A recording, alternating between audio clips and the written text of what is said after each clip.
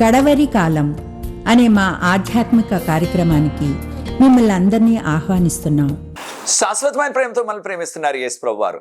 మన కొరకు ఆయన శిలువ మీద ప్రాణం పెట్టారు. ఆయన నమ్మిన వారందరికీ ఉచితంగా రక్షణ ఇస్తున్నారు. ఆ ప్రేమ గల యేసు ప్రభు వారు త్వరలో వస్తున్నారు రెండోసారి లోకానికి. ఆయన నమ్మిన వారందరినీ కూడా పరలోకం తీసుకెళ్తారు. ఆ ప్రేమ గల యేసు ప్రభు నామంపేట మిమ్మల్ని అందరినీ కూడా మన కడవరి కాలం కార్యక్రమానికి ఆహ్వానిస్తున్నాను. ప్రియ సోదరి సోదరులారా, మనము బైబిల్ గ్రంథం ద్వారా దీవెనలు అనే అంశాన్ని బైబిల్ గ్రంథం నుంచి ధ్యానిస్తున్నాం. ఇది 5వ ఎపిసోడు. అనేకమైన విషయాలు ఉన్నాయి కనుక వచ్చే ఎపిసోడ్లో కూడా మరికొన్ని విషయాలు బైబిల్ గ్రంథం ద్వారా మనం పొందే దీవెనలు నేర్చుకోబోతున్నాం. ప్రార్థన చేసుకుని ఈ దిన వాక్యంలో కొనసాగుదాం. పరిశుద్ధ ప్రేమ గల మా తండ్రి, మమ్మల్ని, మా కుటుంబాలని, మా సంఘాలని మీరు ప్రేమించి ఈ నెల ఆఖరి వరకు తోడుకొచ్చారు. ఈ నూతన సంవత్సరం అనుకున్నాం ప్రభా, నూతన సంవత్సరం ఒక నెల మా జీవితాల్లోంచి దొరికిపోతుంది ప్రభా. మీ ప్రత్యేకమైన కృపాసన్నిధి మాతో ఉంచవలసిందని, ఈ లోతైన మర్మాలు మేము అర్థం చేసుకోవటానికి పరిశుద్ధాత్మ శక్తిని మాకు అనుగ్రహించవలసిందని, పరలోకపు జ్ఞానాన్ని మాకు ప్రసాదించవలసిందని, బైబిల్ గ్రంథం ద్వారా మేము ఆధ్యాత్మిక శారీరక దీవులు పొందుతున్నామనే విషయాన్ని మేము బైబిల్ గ్రంథం నుంచి నేర్చుకుంటున్నాం ప్రభా. ఈ కార్యక్రమాన్ని వీక్షిస్తున్న ప్రతి వారిని ఆశీర్వదించండి. ఈ పరిచర్య ముందు కొనసాగడానికి ఎవరైతే సహకరిస్తున్నారో వారందరినీ కూడా ప్రత్యేకంగా దీవించవలసిందని యేసు ప్రభు వారి పరిశుద్ధమైన నామమును బట్టి ప్రార్థిస్తున్నాను తండ్రి, ఆమేన్. ప్రియ సోదరి సోదరులారా, బైబిల్ ద్వారా మనకి మెండు దీవెనలు. ఇది 5వ ఎపిసోడ్. బైబిల్ గ్రంథం దేవుని యొక్క వాక్యం. బైబిల్ యొక్క బోధల్లో మనం నడిచినట్లయితే, దీన్నే మనం వాక్యపు వెలుగులో నడిచినట్లయితే, ఆయన 10 ఆజ్ఞల వెలుగులో నడిచినట్లయితే మనకు ఆధ్యాత్మిక దీవెనలు, శారీరక దీవెనలు, ఆ విషయాలు గత 4 ఎపిసోడ్లు కూడా మనం నేర్చుకున్నాం. దేవుని నమ్ముకున్న బిడ్డలందరికీ కూడా ఆయన వాక్యపు వెలుగులు ఎవరైతే జీవిస్తున్నారో వారికి ఈ లోకంలో ఏ రీతిగా కూడా శారీరక అవసరాలు లోటు ఉండదు. ప్రభు అనుగ్రహిస్తారు. వారికి కావాల్సిన ఆహారం, వస్త్రం, వసతి, ఆరోగ్యం ప్రభు ఇస్తారు ఖచ్చితంగా. దానికంటే మెండైనది, కలకాలం ఉండేది ఆధ్యాత్మిక దీవెన. దాన్నే మనం నిత్య జీవం అంటున్నాం, పరలోకం అంటున్నాం. దాన్ని నేను ప్రసాదిస్తానని ప్రభు మనకు వాగ్దానం చేశారు. దానితో పాటు జీవ కిరీటం, ఇవన్నీ కూడా మనం నేర్చుకున్నాం. ఇవన్నీ కూడా మనం పొందకుండా, దేవుని యొక్క వాక్యం మనకి అందుబాటులో లేకుండా సాతాను అనేక ప్రయత్నాలు చేశాడు గతించిన కాలంలో. చరిత్ర మనకు ఎంతో విపులంగా చెప్తుంది. ప్రకటన గ్రంథం 11వ అధ్యాయం 2వ వచనం నుంచి 13వ వచనం వరకు ఉన్న వాక్య భాగాన్ని మనం ధ్యానించబోతున్నాం. దీనిని 2 సాక్షులని చెప్పబడ్డాది. 2 సాక్షులు ఎవరు అనే విషయాన్ని మనం బైబిల్ గ్రంథం నుంచి నేర్చుకోబోతున్నాం. ఈ 2 సాక్షులు కూడా గోని పట్ట కట్టుకొని వారు దేవుని యొక్క నామమును గురించి సాక్ష్యం ఇస్తున్నారు. ఎంతకాలం సాక్ష్యం ఇస్తారని చెప్పబడ్డాది? ప్రకటన గ్రంథం 11వ అధ్యాయం 2-3 వచనాలు గమనించినట్లయితే వారు 42 నెలలు, అనగా ప్రకటన గ్రంథం 11వ అధ్యాయం 3వ వచనంలో 1260 దినాలని చెప్పబడ్డాది. ఆ 1260 దినాలు కూడా వారు గోని లాంటి వస్త్రాన్ని ధరించుకొని దేవుని కొరకు సాక్ష్యం ఇస్తున్నారు అని చెప్పబడ్డాది. మనందరికీ తెలిసిన రీతిగా బైబిల్ గ్రంథంలో, ముఖ్యంగా దానియేలు గ్రంథంలో, ప్రకటన గ్రంథంలో ఒక దినం అన్నారంటే దానిని మానవ కాలంలో 1 సంవత్సరంగా మనం అర్థం చేసుకోవాలి. దేనిని బట్టి? మనందరికీ తెలిసిన రీతిగా ఇశ్రాయేలీలు ఆ కడేషు ప్రాంతం నుంచి ఇశ్రాయేల్ దేశం అంతటిని కూడా వేగులు వారు వెళ్ళి దాన్ని చూచి వచ్చేటప్పుడు అక్కడ పండిన ఆ యొక్క ఫలాలన్నీ కూడా మర్చుకు తీసుకురమ్మన్నారు మోషే గారు. ఆ విధంగానే తీసుకొచ్చారు. ఒక్క ద్రాక్ష గుత్తు 2 మనుషులు మోయవలసి వచ్చింది. అంత పెద్ద పెద్ద ద్రాక్షాలు కాస్తున్నాయి ఆనాటికి ఇశ్రాయేలు దేశంలో. దాన్నే కానాను దేశం అంటున్నాం. ఈ విషయాలు మనం సంఖ్యాకాండం 14వ అధ్యాయం 34వ వచనం. కానీ ప్రజలు దేవునికి లోబడకుండా 10 మంది చెప్పిన ఆ యొక్క తప్పుడు విషయాలను నమ్మేసి, ఇంత పెద్ద పెద్ద ద్రాక్షాలు తిన్నవారు బలంగా పొడవుగా ఉన్నారు, వారి ఎదుట మనం మిడతల్లాగా ఉన్నాం, మనల్ని కాలు కింద నలిపి చంపేస్తారు, వారికి బలమైన గోడలున్న కోటలున్నాయి వారి యొక్క పట్టణాలు, నగరాల చుట్టూ, వారికి మనం ఏ రీతిగా కూడా సాటి కాదు, మనం వారిని జయించలేము అని నిరాశపరిచేశారు. ఇంతవరకు దేవుడు నడిపించారు కదా, ఎర్ర సముద్రాన్ని పాయలు చేసి వారిని 6 నెలల్లో నడిపించారు. అవన్నీ మర్చిపోయి మేము వెళ్ళాం అక్కడికి, తిరిగి ఈజిప్ట్కి వెళ్ళిపోతామని దేవునికి విరుద్ధంగా తిరుగుబాటు చేశారు. కనుక దేవుడు 40 దినాల్లో వారు ఆ యొక్క వాగ్దాన భూమి కానానికి వెళ్ళవలసిన ప్రయాణాన్ని 40 సంవత్సరాలుగా మార్చేసినట్లుగా సంఖ్యాకాండం 14వ అధ్యాయం 34లో చదువుతున్నాం. కనుక ఇక్కడ చెప్పబడిన 1260 దినాలు ఇద్దరు సాక్షులు సాక్ష్యం చెప్తారంటే మానవ కాలంలో 1260 సంవత్సరాలు. ఈ ఇద్దరు సాక్షులు ఎవరు? దాదాపుగా 99.9% క్రైస్తవులందరూ కూడా ఈ ఇద్దరు సాక్షుల్ని మోషే గారు, ఏలియా గారు అని వారు బోధిస్తున్నారు. మోషేతో ఏలియాతో పోలిస్తున్నారు. ప్రకటన గ్రంథం 11:6 వివరణను బట్టి వారి కాలంలో వారు వర్షం కొరకుండా చేసేస్తారు, ఆకాశం నుంచి నీటిని రక్తంగా మార్చేస్తారు అని చెప్పబడ్డది. కనుక దీనిని బట్టి ఈ విషయాలు మోషే గారు, ఏలియా గారు చేశారు కనుక ఇద్దరు సాక్షులు కూడా మోషే అని, ఏలియా అని అందరు కూడా బోధిస్తున్నారు అనుకుంటున్నారు. ఒక విషయాన్ని మనం గమనించాల, బైబిల్ గ్రంథం నుంచి నేర్చుకుందాం ఈ సత్యాలు. ఈ ఇద్దరు సాక్షులు కూడా మానవులు కాదు. మీకు ఎలా తెలుసు అని ప్రశ్న వెంటనే వస్తుంది మీకు. అయితే మానవులు కాదని దేనికి అంటున్నానంటే, నేను అనేక మంది బైబిల్ పండితులు కూడా అంటున్నారు ఈ ఇద్దరు సాక్షులు కూడా ఎంతకాలం సాక్ష్యం ఇచ్చారు గోని పట్ట కట్టుకుని దేవుని కొరకు అంటే 1260 సంవత్సరాలు. 1260 దినాలు, ఒక దినం అంటే ఒక సంవత్సరం, 1260 దినాలు 1260 సంవత్సరాలు అయిపోతుంది. మరి ఏ మానవుడైనా సరే 1260 సంవత్సరాలు జీవించాడా అంటే కానే కాదు. ప్రకటన గ్రంథం 11:3 1260 దినాలు 1260 సంవత్సరాలు సాక్ష్యం ఇచ్చారు. ఏ మానవుడు కూడా 1260 సంవత్సరాలు సాక్ష్యం ఇవ్వలేదు. మనందరికీ తెలిసిన రీతిగా మోషే గారు ఆ మండుచున్న పొద దగ్గరికి వచ్చినప్పుడు ప్రభు పిలిచారు, వెళ్ళి నా యొక్క ప్రజలను విడిపించమన్నారు. అప్పటి నుంచి మోషే గారు చనిపోయే వరకు, అప్పటికి మోషే గారికి 80 సంవత్సరాలు, మోషే గారు చనిపోయేటప్పటికి ఆయనకి 120 సంవత్సరాలు, అనగా 40 సంవత్సరాలు ప్రభు పరిచర్య చేశారు మోషే గారు. ఏలియా గారు ఆ యొక్క కర్మేలు పర్వతం మీద ప్రార్థించగా ఆకాశం నుంచి అగ్ని దిగి వచ్చి ఆ యొక్క దహన బలిని దహించి వేసింది. ఈ విషయాలు మనకి 1 రాజుల 18 మనం గమనిస్తున్నాం. ఆయన యొక్క పరిచర్య ముగిసిన తర్వాత ఈ లోకంలో ఏలియా ప్రవక్తని దేవుడు అగ్ని రథం మీద పరలోకం తీసుకువెళ్ళిపోయారు. ఈ విషయాలు మనకి 2 రాజుల 2 మనం చదువుతున్నాం. ఏలియా గారు చేసిన పరిచర్య కూడా ప్రభువుకి 30-40 సంవత్సరాలే. మోషే గారు, ఏలియా గారి యొక్క పరిచర్యను ఇద్దరిది కూడా మనం కలిపి లెక్కించినప్పటికీ 80 సంవత్సరాల కంటే ఎక్కువ లేదు. కానీ ఇద్దరు సాక్షులు కూడా ఎంతకాలం దేవుని కొరకు సాక్ష్యం ఇచ్చారని చెప్పబడ్డది ప్రకటన గ్రంథం 11:3 1260 దినాలు, 1260 సంవత్సరాలు. కనుక ఏ మానవుడు కూడా 1260 సంవత్సరాలు జీవించలేదు. మనందరికీ తెలిసిన వ్యక్తి, బైబిల్ గ్రంథంలో ఎక్కువ సంవత్సరాలు జీవించిన వ్యక్తి మెతూసెల. ఆయన 969 సంవత్సరాలు జీవించారు.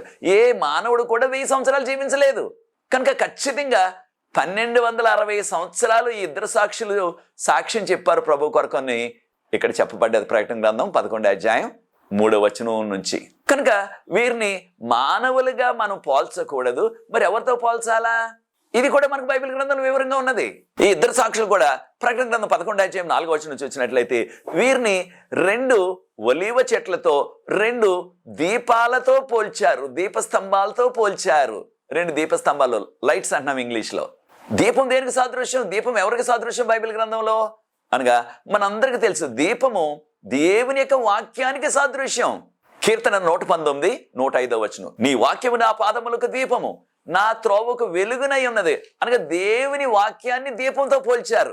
కనుక ఇక్కడ చెప్పబడిన ప్రకటన గ్రంథం 11:4 చెప్పబడ్డ ఈ 2 దీపాలు కూడా వాక్యానికి సాదృశ్యం, మానవులు కాదు. మరి 2 దీపాలు ఏమిటి? ఒక దీపం అయితే బైబిల్ గ్రంథం అనుకుందాం. 2 దీపాలు ఏంటి? మనందరికీ తెలిసిన రీతిగా బైబిల్ గ్రంథంలో 2 భాగాలు ఉన్నాయి. ఒకటి పాత నిబంధన, అది మొదటి దీపం. రెండవ దీపం క్రొత్త నిబంధన. పాత నిబంధన ఒక దీపం, పాత నిబంధన కాలంలో జీవించిన వారికి. క్రొత్త నిబంధన మనకి దీపం. అనగా ఈ 2 కూడా దీపాలు. దేవుని యొక్క వాక్యాన్ని 2 దీపాలతో పోల్చారు. కనుక దేవుని యొక్క వాక్యము మనకు ఆధ్యాత్మిక వెలుగునిస్తుంది. మన పాదములకు వెలుగు, మన త్రోవకు వెలుగుగా మనకు ఉంటుంది. ఈ పాపలోకాన్ని, పాపాన్ని చీకటితో పోల్చారు. ఈ పాపలోకంలో మన ఆధ్యాత్మిక యాత్ర కొనసాగటానికి, మన పరలోకం చేరటానికి మనకు అవసరమైనది ఆ దీపం కావాలి. ఏ దీపము? దేవుని వాక్యం అనే దీపము. కనుక ఈ 2 దీపాలు కూడా 2 సాక్షులుగా పోల్చారు. ఎవరికి సాక్ష్యం ఇస్తున్నారు? ఈ యొక్క లోకాధికారికి. అనగా లోకాధికారి ముందు వీరు సాక్ష్యం ఇస్తున్నారు. అనగా ఈ లోకంలో జీవించే ప్రతి వారికి, ఈ లోకం అంతా కూడా సాతాను ఆధీనంలో ఉంది. ఆదాం పాపంలో పడిపోయిన దినాన్ని నుంచి సాతాను ఈ లోకానికి పాలకుడిగా ఉన్నాడు. ఈ విషయాన్ని యోహాను సువార్త 12:31 ప్రభువారే చెప్పారు, సాతాను ఈ లోకాధికారి అని. కనుక వీరిద్దరు కూడా సాక్షులు గోనెపట్ట కట్టుకుని వారు సాక్ష్యం ఇస్తున్నారు. ఇంకా ఇవి క్రొత్త నిబంధన పాత నిబంధనకి సాదృశ్యంగా అర్థం చేసుకోవాలా. వెంటనే మనకు వచ్చే ప్రశ్న, వీరు మరి గోనెపట్ట ఎందుకు కట్టుకున్నారు?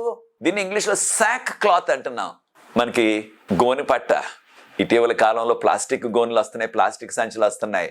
ఇంకా కొన్ని చోట్ల అక్కడక్కడ ఆ యొక్క గోగినారతో చేసిన ఇంకా ఆ సంచులు అక్కడక్కడ వాడుతున్నారు.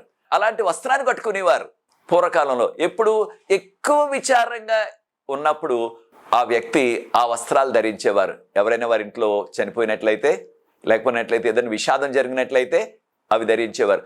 ఎవరైనా సరే అక్కడ రోడ్డు మీద కానీ బజార్లో కానీ అటువంటి గోని వస్త్రాలు, గోని పట్టు కట్టుకున్న వారిని చూసినట్లయితే వెంటనే వారు మనకు చెప్పకపోయినప్పటికీ వీరెంత విచారంలో ఉన్నారనే విషయం మనకు వెంటనే తెలిసిపోయేది అనమాట పూర్వకాలంలో. మనందరికి తెలిసిన రీతిగా యోనా కాలంలో రాజుగారు ప్రజలందరూ కూడా గోని పట్ట కట్టుకుని ఉపవాసంతో రోజంతా ప్రార్థన చేసినట్లుగా మనం యోనా గ్రంథం 3వ అధ్యాయంలో చదువుతున్నాం. మరి ఈ ఇద్దరు సాక్షులు కూడా సాదృశ్యంగా దేనికి గోని పట్ట కట్టుకున్నారు అంటే చాలా విచారంలో ఉన్నారు, చాలా దుఃఖంలో ఉన్నారు.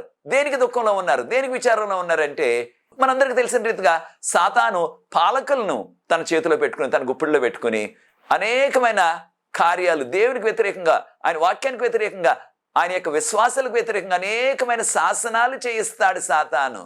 పూర్వకాలం అది చేశాడు, ఇప్పుడు కూడా చేస్తూనే ఉన్నాడు. కనుక ఈ యొక్క మధ్య యుగంలో దీన్ని చీకటి యుగం అంటున్నారు.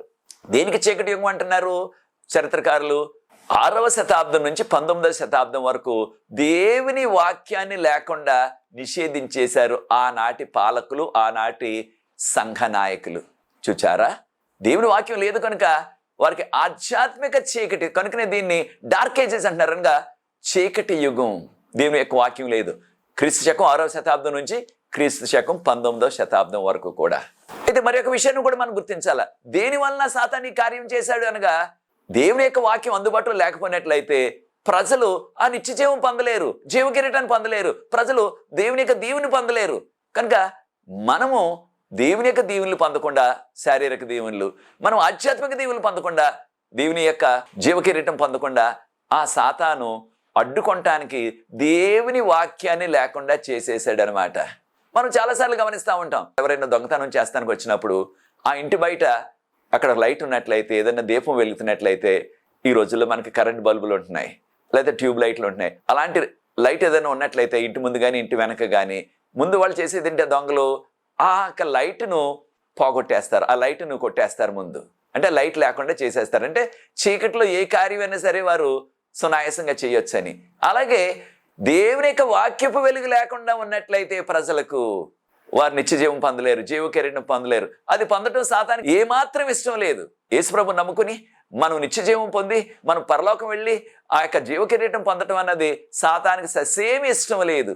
కనుకనే దేవుని యొక్క వాక్యం అందకుండా చేసేశాడు ఈ యొక్క మధ్యకాలంలో.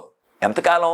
1260 సంవత్సరాలు, 6వ శతాబ్దం నుంచి 19వ శతాబ్దం వరకు. అనేక మంది బైబిల్ పండితులు చెప్పేది ఏంటంటే ఈ యొక్క కార్యాలు సాతాను యొక్క ప్రేరేపణ వలన జరిగాయి. కనుక ప్రియ సోదరి సోదరులారా, చూచారా, సాతానుకు దేవుని వాక్యం అంటే ఎంత కోపమో చూడండి.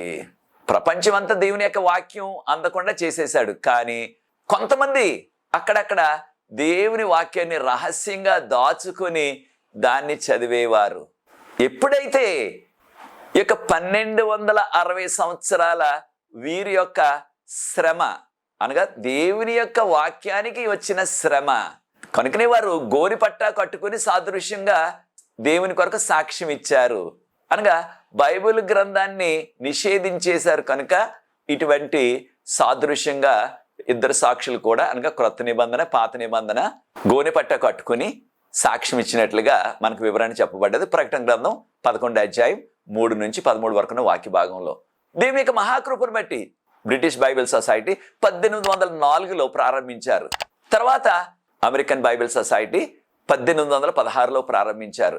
ఈ రెండు, బ్రిటిష్ బైబిల్ సొసైటీ మరియు అమెరికన్ బైబిల్ సొసైటీ, ఈ రెండు సంస్థలు కూడా వేల కొలది, లక్షల కొలది బైబిల్ గ్రంథాలని ఇంగ్లీష్ భాషలో, ఇక ఇతర ప్రాముఖ్యమైన భాషల్లో ముద్రించి ప్రజలకు అవి అందించారు.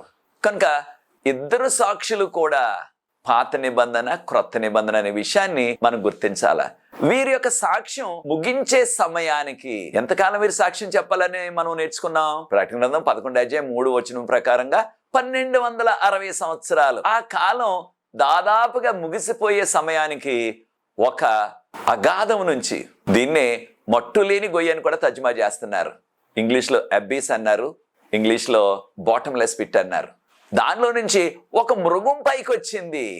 మృగం ఎవరికి సాదృశ్యం? ఈ విషయాన్ని ప్రకటన గ్రంథం 11:7 ఒక మృగం వచ్చింది ఆ యొక్క అగాధంలో నుంచి, ఆ మట్టు లేని గొయ్యిలో నుంచి వచ్చి ఈ ఇద్దరు సాక్షుల్ని కూడా ఆ మృగం చంపేసిందని చెప్పబడ్డది. అయితే మృగం ఎవరికి సాదృశ్యం బైబిల్ గ్రంథంలో అని మనం గమనించినట్లయితే దానియేలు గ్రంథం 7:17 దానియేలు, నీవు చూస్తున్న ఈ 4 జంతువులు, ఈ 4 మృగాలు కూడా 4 రాజ్యాలకు, రాజ్యం అంటే రాజు ఉండాలా, రాజు ఉంటే రాజ్యం ఉండాలా, వీటి రెండింటిని కూడా మనం విడదీయలేము.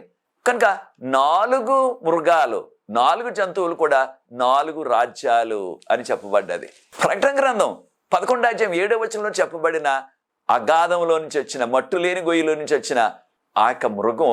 కనుక దీనిని సాదృశ్యంగా మనకి ఆ యొక్క అగాధంలో నుంచి, మట్టు లేని గొయ్యిలో నుంచి వచ్చిన ఆ యొక్క మృగము ఈ ఇద్దరు సాక్షులను కూడా చంపేసింది, హతం చేసేసిందని చెప్పబడ్డాది. ఎప్పుడైతే క్రైస్తవ ఆరాధనలను వారు నిలిపివేశారు, నిషేధించేశారో అప్పటి నుంచి కూడా దినదినం హింస పెచ్చిమీరిపోయింది దేశం అంతా కూడా. చరిత్ర చెప్తుంది మనకి. దాంతోపాటు దొంగతనాలు, హత్యలు, అత్యాచారాలు, రేప్ చేయటం, అవన్నీ కూడా కేసులు చాలా పెరిగిపోయాయి. ప్రకటన గ్రంథం 11:9 చూసినట్లయితే ప్రజలందరూ కూడా ఈ ఇద్దరు సాక్షులు చంపబడ్డారని చెప్పబడ్డది కదా సాదృశ్యంగా. వారి శవాలు వీధిలోనే ఉంచేసి వారికి సమాధి చేయలేదు అని చెప్పబడ్డది. అనగా బైబిల్ బ్యాన్ చేసేశారు, ఆరాధన బ్యాన్ చేసేశారు, క్రైస్తవ ఆరాధనలు నిషేధించేశారు. కానీ వారు చేసింది ఏమిటంటే 3.5 దినాలు, ఒక దినం అంటే 1 సంవత్సరం అని నేర్చుకున్నాం, 3.5 దినాలు. ప్రకటన గ్రంథం 11:9-10 3.5 దినాలు వారి శవాలు వీధిలోనే పడి ఉన్నాయి. వాటిని చూచి ప్రజలందరూ కూడా పండగ చేసుకున్నారు, సంతోషంగా ఒకరికొకరు బహుమతులు పంపుకున్నారని చెప్పబడ్డది. బహుమతులు పంపుకోవటం ఏంటి అనే విషయాన్ని మనం గమనించినట్లయితే ఈ విషయాలు శిష్యుడైన యోహాను గారు 98వ సంవత్సరంలో రాశారు. 98వ సంవత్సరంలో రాశారు ప్రకటన గ్రంథాన్ని. ఈ సంఘటనలు జరిగినవి ఎప్పుడు జరిగాయి అనగా 1793 నుంచి 1797 మధ్యకాలంలో 3.5 సంవత్సరాలు, 3.5 దినాలని చెప్పబడ్డది. వీరి యొక్క శవాలు వీధుల్లోనే ఉన్నాయి, ఇద్దరు సాక్షులు శవాలు అని చెప్పబడ్డవి. కనుక 3.5 దినాలంటే 3.5 సంవత్సరాలు. ఈ యొక్క ఫ్రెంచ్ విప్లవకారులు 1793 నవంబర్ 10 నుంచి 1797 జూన్ 17 వరకు కూడా ఈ విధంగానే ఆ నిషేధాన్ని కొనసాగించినప్పుడు ఎంతో హింస పెచ్చిరేగిపోయింది. ఆ యొక్క హత్యలు, దొంగతనాలు, అత్యాచారాలు అవన్నీ కూడా పెచ్చిమీరిపోతే మరలా వారి యొక్క పార్లమెంట్లో చర్చించి దేనివల్ల ఇంత విపరీతంగా హింస చెలరేగిపోయింది, దేనివల్ల విపరీతంగా హత్యలు, దొంగతనాలు, అత్యాచారాలు, రేపు అంటున్నాం కదా ఇంగ్లీష్లో, ఇవన్నీ కూడా ఎందుకు పెరిగిపోయాయి అని వారు చర్చించుకున్నారు. ఇదంతా దేనికి కారణం ఏంటంటే బైబిల్ గ్రంథాన్ని నిషేధించేశాం, క్రైస్తవ ఆరాధనలన్నీ నిషేధించేశాం, ఆ క్రైస్తవ ఆలయాలన్నింటినీ కూడా వారు డాన్సింగ్ హాల్ లాగా నాట్యాలు చేసుకోమని అనుమతినిచ్చేశారు. అనేక మంది యువత యువకులు, ప్రజలందరూ కూడా ఆ యొక్క దేవాలయాల్లోనే ఆ డ్రామాలు వేయటం, నాట్యాలు చేసేయటం చేశారు. ఎంతో దుఃఖం కలిగించారు దేవునికి. ఈ విషయాలన్నీ కూడా శిష్యుడైన యోహాను గారు ప్రకటన గ్రంథం 11వ మనకి 1600 సంవత్సరాల ముందే రాసేశారు. ఎవరు చెప్పారు ఆయనకి? దేవుడే బయలుపరిచారు. కారణం, దేవునికి సమస్తం తెలుసు. జరిగిపోయిన విషయాలు, జరుగుతున్న విషయాలు, జరగబోయే విషయాలు, పాస్ట్, ప్రజెంట్ అండ్ ఫ్యూచర్ అంటాం ఇంగ్లీష్లో. యెషయా గ్రంథం 46:9-10 మనం గమనించినట్లయితే దేవునికి సమస్తం కూడా ఆది నుంచి అంతం వరకు ఆయనకు తెలుసు. ఆయనే బయలుపరుస్తారు, ఆయనే ఈ విషయాలన్నీ కూడా తెలియజేశారు. అక్షరాల 1600 సంవత్సరాల తర్వాత తక్కిన వివరాలన్నీ రాశారు. దేవుని వాక్యాన్ని, దేవుని యొక్క ఆరాధనను నిషేధించేశారు. ప్రకటన గ్రంథం 11:10 చూసినట్లయితే ప్రజలందరూ కూడా ఒకరికొకరు బహుమతులు పంపుకున్నారు. దీనివల్ల ఇద్దరు సాక్షులు బాగా చనిపోయారు, ఈ ఇద్దరు సాక్షులు బాగా చనిపోయారని. ఇద్దరు సాక్షులు అంటే పాత నిబంధన, కొత్త నిబంధన నిషేధించబడ్డదని. దేనివల్ల వారికి అంత కోపం వచ్చిందంటే మనకు చరిత్ర చెప్పేది ఏంటంటే ఈ విప్లవం ప్రారంభం ముందు ఆ దేశంలో సంవత్సరానికి 200 సెలవులు ఉండేయంట. 200 సెలవులు ఉన్న 365 రోజుల్లో 200 సెలవులే, 200 రోజులు. అయితే పేదవారికి, రెక్కాడితే గాని డొక్కాడిన వారికి ఎంతో కష్టంగా ఉండేది. కారణం, సెలవు దినాల్లో ఎవ్వరు కూడా వారిని కూలి పనికి పిలిచేవారు కాదు. పని చేయకూడదని వారు శాసనం చేసేశారు. ధనికులకి చాలా సరదాగా ఉంది, సంతోషంగా ఉంది, వారికి కలిగి ఉన్నది కనుక ఆ యొక్క సెలవు రోజున చక్కగా పండుగలు చేసుకుంటున్నారు. దేనికి సెలవు ఇచ్చేశారు? వారి ఉద్దేశంలో, ఉదాహరణకు ఒక్కొక్క దినాన్న తల్లి అయిన మరియా, యేసు ప్రభు తల్లి అయిన మరియా యొక్క పుట్టినరోజు అని చెప్పేవారు. ఇంకొక రోజు మరుసటి రోజున వారు శిష్యుడైన పేతురు గారు యొక్క పుట్టినరోజు, ఇంకొక రోజు ఆ యొక్క పౌలు గారు చనిపోయిన రోజు. ఇలాగ రకరకాల శిష్యులు లేకపోతే ఆ యొక్క ఆదిమ సంఘంలో ఉన్న వారి పుట్టినరోజు, వారు చనిపోయిన రోజు అని అలాగ 200 రోజులు సెలవులు ఇచ్చేసేవారు. పేదలకి చాలా కష్టమైపోయింది, కట్టకట్టలాడిపోయేవారు ఆహారానికి. కారణం, కొన్ని సందర్భాల్లో వారం అంతా సెలవే, ఎవరు కూడా పనికి వెళ్ళటానికి వీల్లేదు. ఎలా బ్రతుకుతారు సామాన్యులు? చాలా కష్టమైపోయింది. దాంతోపాటు ఆనాటి సంఘం, ఒకే సంఘం ఉండేది, ఎక్కువ సంఘాలు లేవు, ఒకే సంఘం. ఆ యొక్క సంఘం వారు ప్రజల్ని మీరు కానుకలు ఇవ్వాలా, దశంభాగాలు ఇవ్వాలని పీడించేసేవారు. ఎవరైనా వివాహం చేసుకోవాలంటే ఖచ్చితంగా ఆ యొక్క మందిరంలోనే చేసుకోవాలి, చర్చిలోనే చేసుకోవాలా. అలా చేసుకున్నట్లయితే దానికి ఎక్కువ మొత్తంలో డబ్బు చెల్లించాలని ఆనాటి సంఘం శాసించేది. దానితో పాటు ఎవరైనా మరణించినట్లయితే వారిని కూడా ఆలయానికి సంబంధించిన సమాధి స్థలం, దీన్ని బరియల్ గ్రౌండ్ అంటున్నాం ఇంగ్లీష్లో, అక్కడే సమాధి చేయాల, ఇంకెక్కడ బయట చేయటానికి వీల్లేదు. వివాహం ఆలయంలోనే చేసుకోవాలి, బయట చేసుకోవటానికి వీల్లేదు. అలా చేసుకుంటే ఆనాటి సమాజం, సంఘం ఒప్పుకునేది కాదు. కారణం, దేశమంతా కూడా ఆనాటి రాజుగారు కూడా ఆ సంఘ సభ్యుడే ఆ రోజుల్లో. కనుక ప్రజలు శుభకార్యం జరిపించాలన్నా, విచారకరమైన సమాధి జరిపించాలన్నా, దేనికైనా సరే డబ్బులు చెల్లించాలా. సామాన్య ప్రజలు అనుకున్నది ఏంటంటే, ఈ సమస్యలన్నీ కూడా సంఘం వలన వచ్చాయి, సంఘం మూత వేసేశారు. వారి ఉద్దేశం అనుకోవడం ఏంటంటే, దీనివల్లనే ఇన్ని చిక్కులు మనకు వచ్చేసాయి అన్నట్టుగా ప్రజలు దాన్ని పొరపాటుగా అర్థం చేసుకున్నారు. బైబిల్ గ్రంథం చెప్పలేదు ఈ రీతిగా వారి దగ్గర పన్నులు వసూలు చేయాలి, వారి దగ్గర డబ్బులు వసూలు చేయాలని. కానీ ఆ యొక్క నాయకులు చేసిన దారుణాలు అవి. దానిని బైబిల్ గ్రంథానికి ఆపాదించారు. ఇది చరిత్ర చెప్తున్న సత్యం మనకి. కనుక ఈ 2 సాక్షులు కూడా వారిని హతం చేసేశారు. వారి శవాలు వీధుల్లో పడి ఉన్నాయని సాదృశ్యంగా చెప్పబడ్డది. ప్రకటన గ్రంథం 11:11 నుంచి చూసినట్లయితే, ఈ 3.5 దినాల తర్వాత, అనగా 3.5 సంవత్సరాల తర్వాత దేవుని యొక్క ఆత్మ, అనగా దేవుని యొక్క ప్రాణం, దేవుని యొక్క స్వరం వినబడ్డది, మీరు పైకెక్కురండి అని. వెంటనే ఆ 2 సాక్షులు కూడా సాదృశ్యంగా చనిపోయి వీధుల్లోనే శవాలు ఉన్నాయని చెప్పబడ్డది కదా, వారు లేచి నిలబడ్డారు. దేవుని యొక్క శక్తి వారిలో ప్రవేశించింది, వారు లేచి నిలబడ్డారు. అప్పుడు వారికి స్వరం వినబడ్డది, మీరు పైకెక్కురండి ఆకాశంలో. కనగానే వారు ఆకాశంలోనికి వెళ్ళిపోయారు మేఘాల్లో అని చెప్పబడ్డది. ప్రకటన గ్రంథం 11:12 అనగా 3.5 సంవత్సరాల తర్వాత హింస పెచ్చిమేరిపోయింది, దొంగతనాలు, హత్యలు పెచ్చిమేరిపోయాయి, సమాజంలో ఎంతో అలజడి వచ్చింది. కనుక మరలా చేసేది లేక మరలా బైబిల్ గ్రంథాన్ని అనుమతించారు, దేవాలయాల్లో క్రైస్తవ ఆరాధన అనుమతించారు. దానినే సాదృశ్యంగా 2 సాక్షులు కూడా లేచి నిలబడ్డారు. వారందరూ చూస్తుండగానే మరలా ఆకాశంలోకి ఎక్కిపోయారని చెప్పబడ్డది. కనుక ప్రియ సోదరి సోదరులారా, ఈ రీతిగా బైబిల్ గ్రంథాన్ని వారు నిషేధించేశారు, ఆరాధనలు నిషేధించేశారు. అయితే ప్రియ సోదరి సోదరులారా, దేవుని యొక్క ఏర్పాటు చూడండి. దేవుడు ముందుగానే చెప్పారు ఈ రీతిగా మరలా 2 సాక్షులు కూడా బ్రతుకుతారని. అనగా బైబిల్ గ్రంథం మరలా అనుమతించబడ్డది. అనేక మంది బైబిల్ గ్రంథం మీద ఎంతో శ్రద్ధ చూపించి వాక్యాన్ని చదివి అప్పటి నుంచి దేశంలో ఎక్కువగా ప్రొటెస్టెంట్ విశ్వాసులు పెరిగారు, ప్రొటెస్టెంట్ సంఘాలు ఎక్కువగా వర్ధిల్లాయి. కనుక ప్రియ సోదరి సోదరులారా, మనం నేర్చుకున్న ఈ యొక్క ఆధ్యాత్మిక సత్యం బైబిల్ గ్రంథం ద్వారా దీవెనలు. ఏ దీవెనలు? శారీరక దీవెనలు, ఆధ్యాత్మిక దీవెనలు. కీర్తన 34:9-10 గమనించినట్లయితే, అరణ్యంలో సింహ పిల్లలైన ఆకలి కొంటాయి కానీ దేవుని నమ్ముకున్న వారికి, విశ్వాసం ఉంచిన వారికి ఏ మేలు కొదవలేదని చెప్పబడ్డాది.